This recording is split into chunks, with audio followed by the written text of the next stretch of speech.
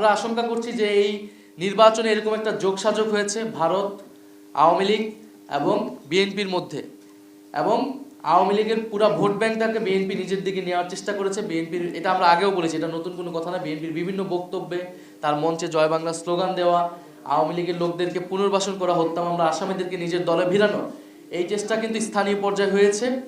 কিন্তু এইটা যদি এখন আওয়ামী লীগ সেটার বিনিময়ে, এই ভোট ব্যাংকের বিনিময়ে যদি আওয়ামী লীগের রাজনীতিকে পুনর্বাসনের চেষ্টা করা হয়, তাদের কার্যক্রমকে সুযোগ করে দেওয়া হয়, তাহলে তা কঠোরভাবে প্রতিহত করা হবে। ঋণ খেলাপিদেরকে মন্ত্রিত্ব দেওয়া হয়েছে। আমি নাম না নিয়ে যদি বলি, 3টি গুরুত্বপূর্ণ মন্ত্রণালয়, সবচেয়ে অনেক বড় বাজেটের মন্ত্রণালয়, এমন একজনকে দেওয়া হলো যিনি রিয়েল এস্টেট ব্যবসায়ী এবং হত্যা মামলার আসামি।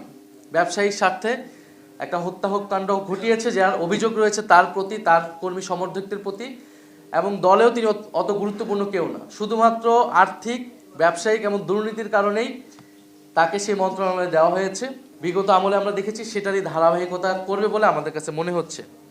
ডক্টর খলিলুর রহমান, এই অন্তর্বর্তী সরকারের সময় অনেক ব্যক্তিকে বিদেশ থেকে আহ্বান করে নিয়ে আসা হয়েছিল। আমরাও আহ্বান জানিয়েছিলাম দেশের স্বার্থে, দেশের কাজের জন্য তাদের এক্সপার্টাইজকে আমরা ব্যবহার করতে চেয়েছি যাতে দেশ এবং সরকার উপকৃত হয়।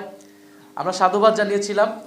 এখন সেই এক্সপার্টাইজকে যদি ব্যবহার করতে হয় পরবর্তী সময়েও, সেটা সমস্যাজনক নয়, কিন্তু এটা অবশ্যই একটা কনসেনসাসের ভিত্তিতে হতে হবে। কারণ কোনো ধরনের সমঝোতা ছাড়াই, অন্তর্বর্তী সরকার কিন্তু একটা সমঝোতার ভিত্তিতে পরিচালিত হয়েছে।